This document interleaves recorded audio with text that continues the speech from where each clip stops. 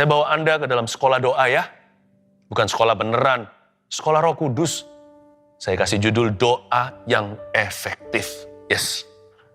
Doa yang efektif. Buka bersama dengan saya di cerita Abraham di Kejadian pasal yang ke-18 ayat yang ke-22. Di sana ada cerita doa syafaat Abraham untuk Sodom. Kita akan diajari oleh Roh Kudus lewat saat teduh ini bagaimana berdoa yang efektif. Syafaat yang menggerakkan hati Tuhan. Doa yang memindahkan gunung dan mengubahkan. Ini bukan rumus. Ini bukan teori. Tapi ini impartasi. Ketika Anda menangkapnya, ini akan merombak kehidupan doa Anda. Mesbah doa Anda tidak akan pernah sama lagi.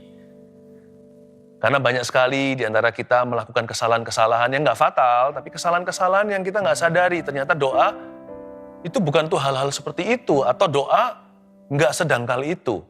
Mari kita pelajari sekarang dari cerita ini, luar biasa sekali ya, ambil catatan.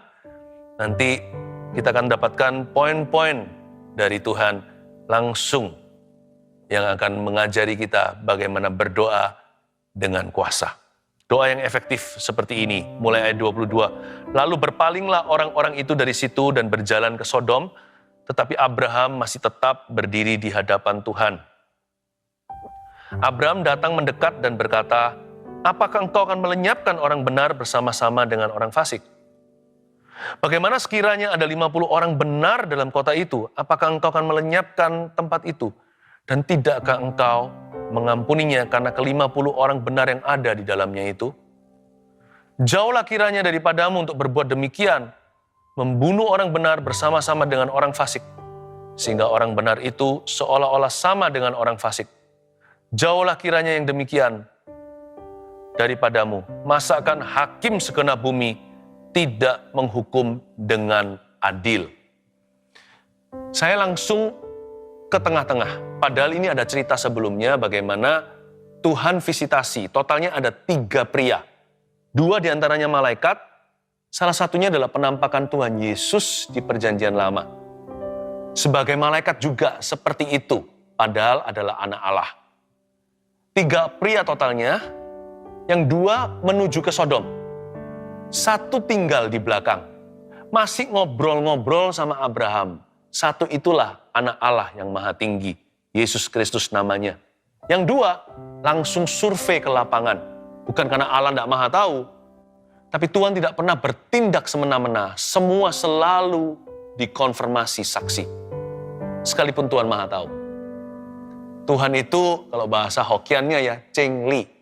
Tuhan itu sangat-sangat fair, sangat adil orangnya. Nggak mentang-mentang berkuasa. Makanya itu ada 3 pria. 2 pergi dulu, Yesus tinggal dengan Abraham. Nah ini yang kita baca tadi adalah catatan syafaat Abraham waktu itu kepada Tuhan. Ayat 22, lalu berpalinglah orang-orang itu. The 2 angels, 2 malaikat. Berpalinglah orang-orang itu dari situ dan berjalan ke Sodom. Tetapi Abraham masih tetap berdiri di hadapan Tuhan. Lihat itu. Salah satunya bukan malaikat biasa, tapi Tuhan Yesus.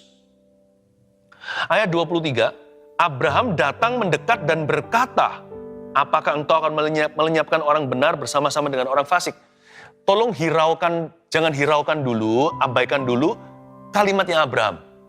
Ya, kalimat syafaatnya itu jangan difokuskan. Fokuskan kepada komentar Alkitab. Abraham datang mendekat. Ini dahsyat. Apapun doanya, itu nomor 2. Doanya bunyinya begini, apakah engkau Tuhan akan melenyapkan orang benar bersama dengan orang fasik? Doanya dimulai dengan sebuah pertanyaan. Pertanyaan untuk menggerakkan hati Tuhan, bukan memanipulasi. Dia mencoba ajak Tuhan dialog, karena Tuhan membuka diri untuk diskusi. Karena Tuhan berpikir begini, apakah aku akan sembunyikan rencanaku untuk hancurkan Sodom Gomora? Tidak akan kusembunyikan dari sahabatku Abraham. Tapi lupakan kalimatnya. Coba lihat komentar Alkitab. Abraham datang mendekat. Ini luar biasa loh. Doa yang efektif satu persatu ya, saya ajarkan ya, catat itu. Poin pertama, dipanjatkan dari kedekatan. Doa itu baru efektif karena orang itu dekat dengan Tuhan. Doa yang efektif itu, yang penuh kuasa dipanjatkan dari kedekatan. Karena itu sedia payung sebelum hujan. Banyak orang baru berdoa kalau ada kebutuhan. Atau kalau terdesak, dia sudah terhimpit dengan situasi. Kepepet gitulah, bahasa sehari-hari. Sudah terjepit. Jangan, bangun kehidupan doanya regularly. Bangun kedekatan dengan Tuhan. Gak ada yang namanya persahabatan itu semalam langsung dekat. Itu dipupuk tahunan. Anda punya sahabat karib nggak? Punya BFF, best friend nggak? Mungkin Anda punya best friend forever. Itu dari sejak sekolah, nggak pernah putus hubungan hingga hari ini, masing-masing udah punya keluarga. Wah, sudah jadi, sudah betul-betul menjadi teman yang paling akrab. Sudah lebih kental rasanya daripada hubungan darah. Bahkan dengan saudara kandung aja mungkin nggak sedekat itu ya. Ada teman yang demikian. Mana ada yang semalam jadi begitu? Itu dipupuk terus-menerus. Karena segala hubungan bukan hanya dengan Tuhan, itu bisa semakin dekat atau semakin kendor. Bisa maju, bisa mundur. Tergantung apakah kita memupuk hubungan itu dan beri waktu. Karena itu doa itu bukan permohonan lebih dulu. Doa itu mendekatkan diri pada Tuhan. Dan di sini Abraham datang mendekat dan berkata, karena Abraham yang berkata, makanya mempan. Saya nggak ajarkan untuk kita pilih-pilih orang ya. Saya mau didoakan sama pendeta itu, nggak mau sama pendeta yang satunya. Bukan begitu ya. Ini salah tafsir kalau yang demikian itu aplikasinya terlalu jauh. Tapi maksud saya adalah doa orang benar bila dengan yakin didoakan sangat besar kuasanya itu rahasianya di mana? Doanya, bukan. Dengan yakin didoakan. Mau ngotot-ngotot seperti Nabi Baal juga Tuhan nggak dengar. Kuncinya di orang benar, doa orang benar. Bila dengan yakin didoakan, sangat besar kuasanya itu efeknya. Itu efektif doanya. Tapi kuncinya terletak pada kata orang benar. Jadi orang benar dulu. Ya, sebelum Anda doa memohonkan sesuatu, doa pertobatan dulu. Terima Tuhan bagi yang belum. Jangan titip doa, tolong ya tolong Pak Pendeta atau tolong pada siapa. Tolong titip doa sama Tuhan. Tuhan nggak terima titipan. Tuhan nggak pakai sistem delivery. Kalau Anda mau mendapat pertolongan Tuhan, harus doa sendiri juga. Kita harus saling mendoakan, iya. Saling mendukung, iya. Tapi kuncinya terletak pada doa pribadi. Apakah doamu efektif? Mungkin hubungannya lagi rusak sama Tuhan. Jadi sebelum minta-minta, seringkali kita harus datang dulu kepada Tuhan dan kembali dengan hati. Doa itu efektif karena dipanjatkan dari kedekatan. Abraham datang mendekat dan berkata, barulah dia mengatakan. Tahukah Anda, kedekatan dengan Tuhan itu adalah a position of power. Itu posisi kuasa. Makanya itu jangan hanya skip, jangan skip praise and worship. Langsung aja nanti pada waktu doa, saat teduh contohnya, langsung ke hikmat marifat. Waktu Pastor Philip bernubuat. Jangan, ikuti dari awal pujian penyembahan. Bahkan sudah ada pemanasannya dengar kesaksian. Supaya kita dipanasi karena oleh darah anak domba dan oleh kesaksian iblis dikalahkan. Iman itu dibangun pelan-pelan dan waktu kita memuji menyembah Tuhan, itu posisi mendekat. Itu posisi kuasa. Itu seperti Abraham yang datang mendekat. Lalu baru kemudian berkata.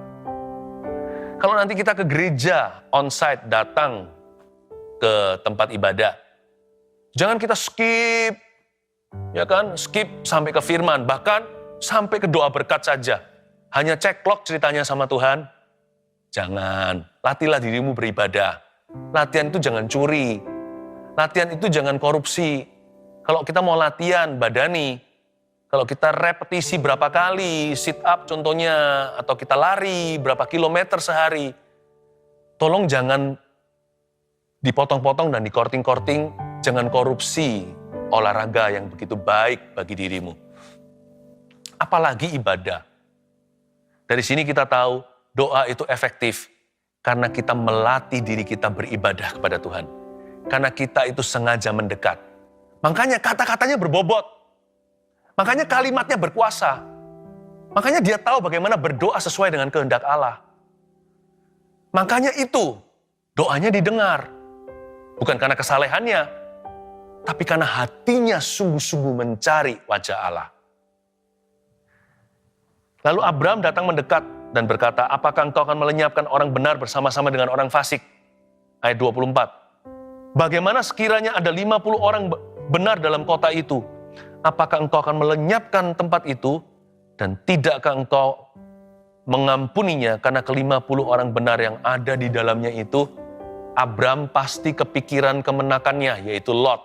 Gimanapun juga Abraham sayang sama keponakan sendiri. Apalagi kalau keponakannya itu udah yatim piatu. Abraham pasti kepikiran waktu disebut Sodom akan dihancurkan. Langsung lemes dia. Aduh, kemenakanku ada di situ bersama dengan keluarganya. Di situ dia berdomisili, dia bekerja. Dan dia make family. Di sana dia besarkan keluarganya. Langsung dia beranikan diri loh di ayat 24. Dia nggak berani lancang sama Tuhan, dia tahu diri. Namun dia ngerti kuasa doa. Dia pakai kunci. Dia tahu bahwa doa itu bisa mengubah segala perkara. Doa itu adalah jalur naik banding kita kepada Allah. Kalau kita kalau kita berdoa di dalam nama Yesus, Bapa akan berdiskusi dengan kita. Karena Yesus itu adalah perantara. Tahu nggak? Abraham langsung menyaut begini. Bagaimana sekiranya ada 50 orang benar dalam kota itu? Masa dia nggak tahu Lot itu jumlah keluarganya berapa? Dia tahulah. Pasti mereka kontak-kontakan lah, bagaimanapun juga kerabat. Lot itu kan punya istri satu. Dia punya 2 anak perempuan yang dicatat di Alkitab. Paling tidak di benak Abraham ada 4 orang. Lalu dia beranikan diri, kalau 4 ya, sedangkan Sodom Gomora itu kan ribuan. 4, gimana ya, ini 4 yang aku peduli, ini ribuan juga yang kasihan kalau mereka hancur sekalian. Dia pilih angka 50 untuk memulai negosiasi. Luar biasa ya. Doa yang efektif itu bukan hanya dipanjatkan dari kedekatan. Doa yang efektif juga harus diutarakan secara spesifik. You begin with a number. Nggak selalu angka sih. Anda harus jelas cetuskan apa ekspektasimu. Apa yang Anda harapkan. Doa nggak boleh general, nggak boleh umum atau asal-asalan. Kebanyakan orang, apa yang mereka sebut doa itu sebenarnya hanyalah birthday wishes. Ya, I wish you all the best. Wish you all the best. WUATB biasanya disingkat kalau kita kirimkan pesan-pesan lewat chattingan. Ya, wish you all the best. Banyak orang itu bukan doa, itu wishes doang. Kalau kita hanyalah asal-asalan, ya nggak asal-asalan sih, tapi hanya umum sekali. Abraham mulai dengan spesifik. Dia tahu ribuan sedang dipertaruhkan, ada 4 yang dia pedulikan, dia mulai dengan 50. Tuhan, bagaimana sekiranya ada 50 orang di Sodom dan Gomora? Tidakkah engkau akan mengampuni kota itu? Pertama dipanjatkan dari kedekatan. Makanya doanya efektif. Karena Abraham berdoa dengan pengenalan. Lalu kemudian diutarakan secara spesifik. Coba kalau Anda berdoa, ujilah. Lewat doa itu Anda mau apa? Anda mau Tuhan lakukan apa? Apa harapan Anda? Bisa jadi harapan kita salah, makanya ada poin berikutnya. Ya, karena doa itu yang mendoakannya akan dievaluasi Tuhan dulu. Seperti proposal itu diaudit terlebih dahulu. Ya, dipelajari ceritanya begitu, sekalipun Tuhan Maha tahu. Karena doa itu adalah komunikasi hati ke hati dengan yang Maha Kuasa, dengan Tuhan Yesus Kristus. Ayat 25. Jauhlah kiranya daripadamu, ini kalimat Abraham berikutnya, untuk berbuat demikian, membunuh orang benar bersama-sama dengan orang fasik, sehingga orang benar itu seolah-olah sama dengan orang fasik. Abraham dengan pedenya, dengan yakinnya berkata, Tuhanku nggak kayak gitu. Jauhlah kiranya daripadamu dengan M huruf besar itu Tuhan, untuk berbuat yang demikian. Masa Tuhan akan membunuh orang benar bersama dengan orang fasik? Jauhlah kiranya yang demikian daripadamu. Masa akan hakim segenap bumi tidak menghukum dengan adil? Lihat ya, smooth sekali. Mulus sekali cara Abram membawa diri. Abram bukan pura-pura. Dia itu tulus hati. Tapi dia punya doa kenapa sangat-sangat kuat. Kenapa syafaatnya menggetarkan hati Tuhan. Mengapa doanya efektif? Bukan hanya karena doanya diutarakan secara spesifik. Poin berikutnya dari ayat yang kita baca, doanya juga didasari pengenalan akan Tuhan. Dia itu berdoa dengan dasar fondasi yang jelas. Pengetahuannya betul tentang Tuhannya. Masakan hakim yang adil, segenap bumi ini, engkaulah hakim satu-satunya di alam semesta. Engkau tidak akan mengadili dengan seadil-adilnya. Setahu aku, begitulah kira-kira, Abraham referensi kepada nature of God atau hakikat Allah atau sifat Allah yang sudah diketahuinya. Yang sudah bukan rahasia lagi seperti kita kenal Allah dari firman-Nya. Udah bukan rahasia. Abraham itu mencetuskan kehendak Tuhan yang sudah dia sangat pasti tidak ragu lagi. Dia tahu bahwa Tuhan itu selalu menghendaki pertobatan, bukan kehancuran. Yang itu dia nggak perlu mikir dua kali. Makanya itu dia berani syafaat begini. Dia berani buka angka 50 karena Tuhan yang dia kenal, Tuhan yang dia kenal itu suka mengampuni.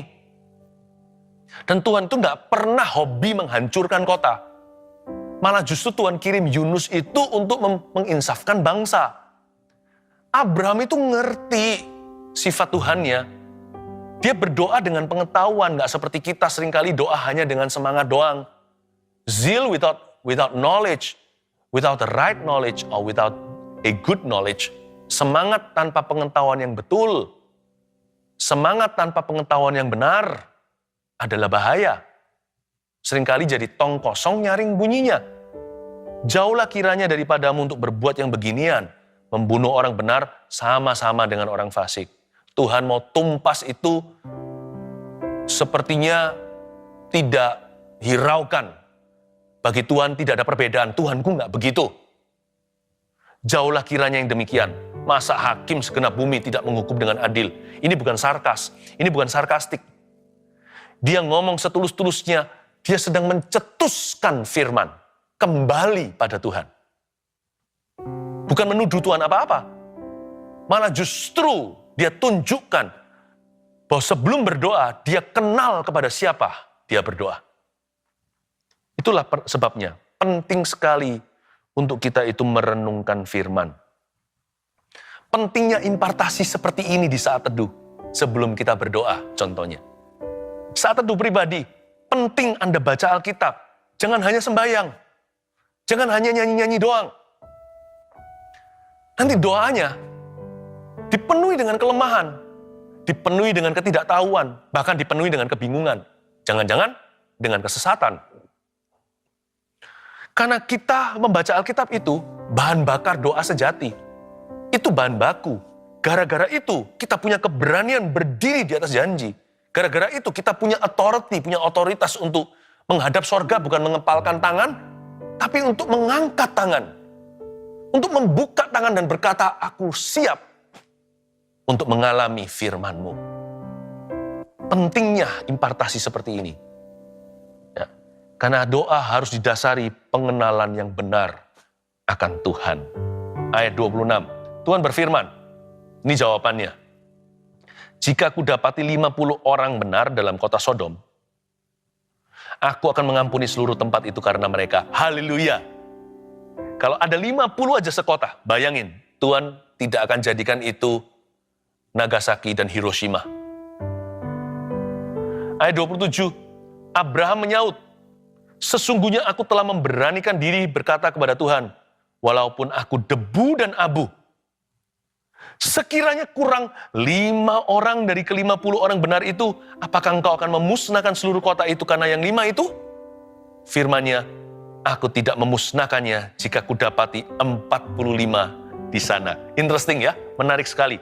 Di ayat 27 ini, Abraham menyaut, tapi dia menyahutnya dengan semi berani. Dia respect Tuhan. Dia berkata, sesungguhnya aku telah memberanikan diri berkata kepada Tuhan walaupun aku ini debu dan abu. Ini yang saya sebut sebagai satu term, saya sebut ini bold humility. Kerendahan hati yang berani. Banyak orang hanya rendah hati saja, tapi dia pengecut, dia nggak berani, dia pecundang doa. Tapi ada orang yang berani doang. Ngawur sih, ya bonek betul itu. Ternyata ujungnya tidak punya kerendahan hati, malah justru seringkali memaksa Tuhan, seolah-olah bisa mendudukan Tuhan di kursi terdakwa. Ayo, you must explain yourself to me. Emang Tuhan hutang sama siapa sampai kita dudukkan dia dan berkata, Tuhan, kau harus menjelaskan dirimu kepadaku. Dan kau harus menjelaskan mengapa engkau melakukan itu. Mengapa engkau tidak melakukan ini. Kenapa Tuhan harus menjawab kita? Kita yang harus jawab Tuhan. Bukan pencipta yang harus menjawab kepada ciptaannya. Ciptaannya yang harus menjawab kepada sang pencipta. God is not accountable to you. You are accountable to Him. Jadi kita yang harus memberi pertanggungjawaban. Siapakah kita? Suruh Tuhan mempertanggungjawabkan dirinya kepada kita. Bukankah Tuhan itu sudah membuktikan? Kita yang belum buktikan apa-apa. Bold humility adalah sebuah keberanian untuk naik banding lewat doa dan berkata, Tuhan, aku beranikan diri. Maaf ya, I'm sorry, sekalipun aku debu dan abu. Dia humble, dia tahu diri. Dia tahu dialah terdakwa. Kalau mau jadi penuntut, Tuhanlah yang jadi penuntut seharusnya. Dia ngerti dia debu dan abu. Dia humble dulu. Tapi dia nggak berhenti di humility. Dia nggak berhenti di kerendahan hati. Dia maju selangkah lagi. Mil kedua adalah dia berani. Dan dia berkata, Tuhan, walaupun aku debu dan abu, kalau sampai -5 dari 50, masa gara-gara 5 Tuhan, tipis sekali, engkau akan hancurkan seluruh kota. Ini orang kalau nggak ngerti hati Allahnya nggak berani begini. Dia tahu bahwa Tuhan tidak pernah bersuka cita atas penghukuman. Yang Tuhan kehendaki dan rindukan adalah pertobatan. Dan Tuhan menjawabnya apa? Luar biasa ya. Tuhan berkata, firman-Nya, aku tidak akan memusnahkannya jika ku dapati 45 di sana. Doa yang efektif itu bukan hanya dipanjatkan dari kedekatan atau diutarakan secara spesifik, tapi juga didasari pengenalan akan Tuhan. Lalu kemudian, poin berikutnya apa? Kita baca ayat selanjutnya. Ayat 29, lagi. Ya, lagi Abraham melanjutkan perkataannya kepadanya. Nggak selesai di situ, masih ada kelanjutannya. Sekiranya 40 didapati di sana. Lucu nggak? Turun 5 lagi. Kayaknya cuma turun 5 ya. Tapi 5 tambah 5 udah turun 10. Hebat Abraham, masa Tuhan nggak kerasa? Taulah, Tuhan yang izinkan dia to bargain with God. Tuhan tuh baik sekali, Tuhan izinkan kita tawar-menawar dengan dia. Asal di atas fondasi kebenaran. Kalau 40 gimana Tuhan? Firman-Nya, aku tidak akan berbuat demikian karena yang 40 itu. Lagi-lagi lihat coba ayat 30. Katanya, janganlah kiranya Tuhan murka. Lagi nih kelihatannya ya, kalau sudah ada kalimat pembukaannya, janganlah kiranya Tuhan murka, kayaknya dia nggak berhenti di sana. Kalau aku berkata sekali lagi, garis bawahi, berapa kali kata sekali lagi diulangi. Lagi dan lagi kata lagi diucapkan kembali. Sekiranya 30 didapati di sana. Belum selesai bicara disaut sama Tuhan. Firman-Nya, aku tidak akan berbuat demikian jika aku dapati 30 di sana. Sahabat kan, gak usah selesai kalimat, Tuhan sudah tahu. Ngerti. Gak apa-apa. Sacap pun jadi. 30 pun aku ampuni. Ayat 31, katanya, sesungguhnya aku telah memberanikan diri berkata kepada Tuhan. Nah, kelihatannya belum berhenti. Abraham masih melaju. Dia masih tancap gas ini. Sekiranya 20 didapati di sana gimana? Firman-Nya, aku tidak akan memusnahkannya karena yang 20 itu. Ayat 32. Katanya, lagi, janganlah kiranya Tuhan murka. Ini untuk kedua kali si Abraham berkata, janganlah kiranya Tuhan murka. Kalau aku berkata sekali lagi, sekali ini saja, sekiranya 10 Tuhan, 10 didapati di situ. Firman-Nya, aku tidak akan memusnahkannya karena yang 10 itu. Lalu pergilah Tuhan setelah ia selesai berfirman kepada Abraham. Dan kembalilah Abraham ke tempat tinggalnya. Ayat 32, katanya, janganlah kiranya Tuhan murka kalau aku, garis bawahi itu, berkata lagi sekali ini saja. Lagi sekali ini saja, berkata lagi sekali ini saja. Apa sih? Kenapa doanya Abraham efektif? Emangnya dia sekali doa langsung mempan? Buktinya enggak. Ini ada berapa episode ini? Ini sudah ada kelanjutan demi kelanjutan.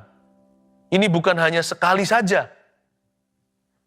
Jangan pernah kita berkata, aku bukan Abraham. Doa sekali langsung dikabulkan. Buktinya Abraham juga enggak. Doa yang efektif itu membutuhkan ketekunan. Karena itu poin nomor 4. Kenapa doanya efektif? Karena disertai ketekunan iman. Ada kata lagi. Coba lihat ya matematikanya. Pertama 50 kan. Dia mulai turunnya 55 dulu. 50 jadi 45. 45 jadi 40, ya kan? Lalu kemudian turunnya lebih berani. Turunnya puluhan.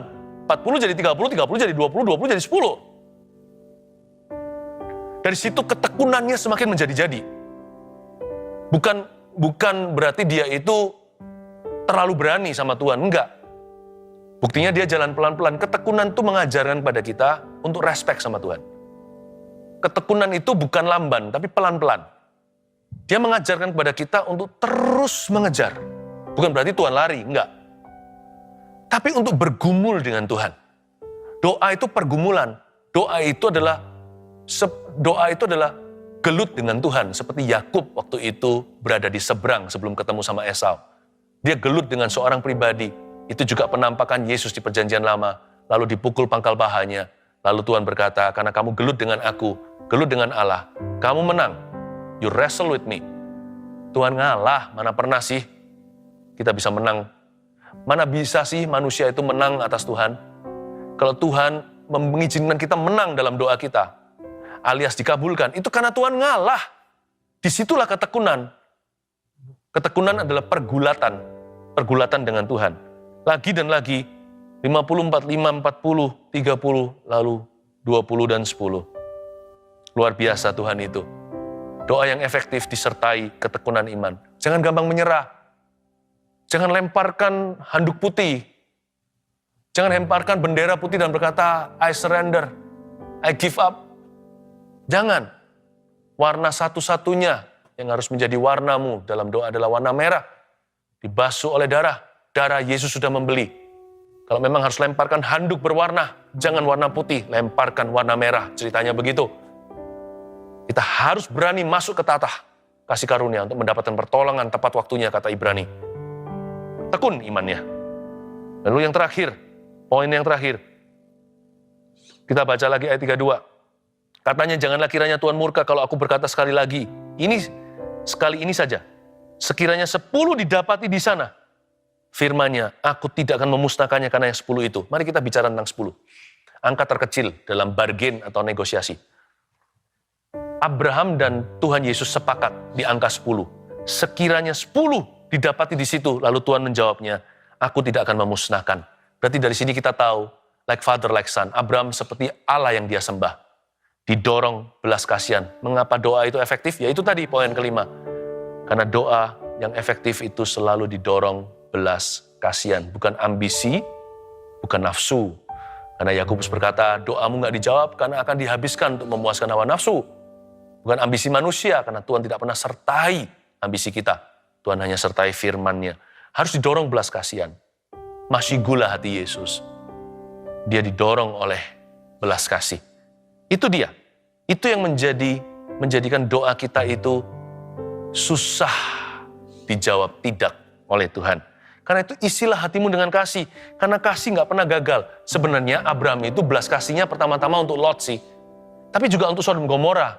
Karena dia susah-susah. Kalau dia memang mau Lot saja, dia langsung to the point. Tuhan selamatkan Lot. Memang sih, Tuhan selamatkan Lot. Kasih nggak pernah gagal. Angka 10 nggak dapat. Lot itu hanya berempat. Lot istrinya itu loh. Istrinya juga nggak benar-benar sekali.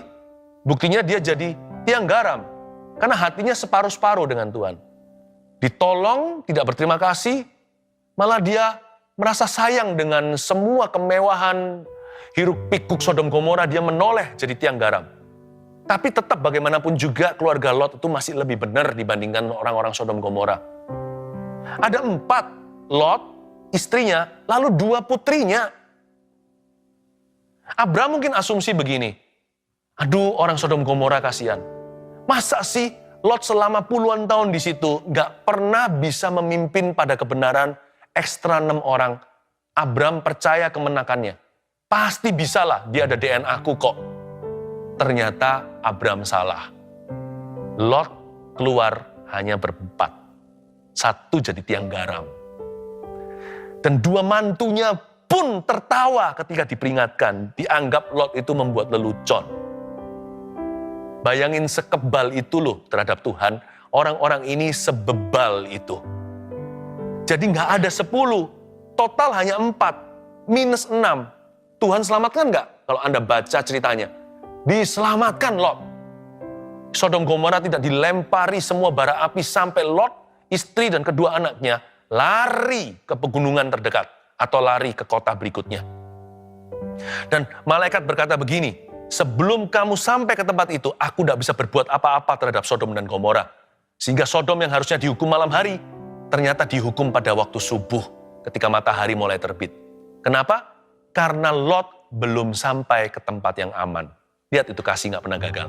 Sekalipun negosiasinya itu batal. Karena termnya adalah 10. 10 pun nggak ada, minusnya banyak. Yang ada hanya 4. Tuhan tetap kasih yang Abraham minta. Luar biasa ya, Tuhan itu tidak selalu memberikan kepada kita apa yang kita layak terima, yaitu hukuman. Dan yang kita nggak layak terima malah diberikan. Tuhan kasih kita apa yang kita nggak minta. Kita nggak sampai standar pun Tuhan berikan akhirnya. Tapi dengar baik-baik, Abraham didorong belas kasihan. Sebenarnya Lot itu pun keluarganya nggak bagus, istrinya begitu, 2 anaknya incest sama papanya. Kedua putrinya itu tidur sama ayahnya sendiri. Papanya dibuat mabuk oleh anggur. Keluarlah Bani Moab dan Bani Amon. Sebenarnya menurut saya, Sodom Gomora nggak ada 4 orang juga yang benar. Keluarga Lot juga enggak. Menantunya sudah nggak usah dihitung. Anak-anaknya sendiri nggak benar itu. Istrinya juga nggak beres. Sebenarnya dari semua Sodom Gomora, Tuhan kirim malaikat tahan murkanya hanya demi kemenakan Abraham gara-gara angkelnya, gara-gara pamannya. Coba ya, dari seluruh Sodom hanya 1 yang benar. Hanya Abraham saja, keluarganya pun nggak beres itu. Bayangkan kasih itu begitu rupa, karena Abraham berdoanya dengan belas kasihan, didorong oleh itu. Gak sampai 6 berangkanya pun Tuhan kabulkan, Lot diselamatkan. Saya beritahu, kasih gak pernah gagal. Doa itu efektif. Dan Tuhan memberikan pada kita bahkan yang tidak kita minta. Kalau nafas doa kita adalah kasih, bukan benci atau ambisi. Tanamkan itu, 5 poin ini. Doa yang efektif adalah 1, dipanjatkan dari kedekatan. 2, diutarakan secara spesifik. 3, didasari pengenalan akan Tuhan. 4, disertai ketekunan iman. 5, didorong belas kasihan. Saya yakin akan terjadi sesuatu yang besar dalam hidup doa Anda. Hari ini, mezbahmu dirombak oleh Tuhan.